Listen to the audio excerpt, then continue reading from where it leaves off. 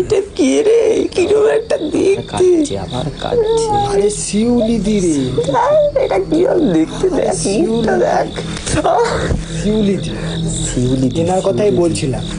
ও এসেছিস বাবা? হ্যাঁ, ভেতর দিয়ে আয়।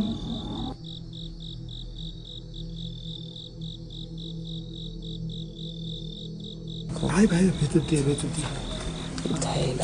সেই প্যান প্যান করেই যাচ্ছে ভাই, প্যান প্যান করেই যাচ্ছে, প্যান প্যান। শোনো না চুপচাপ।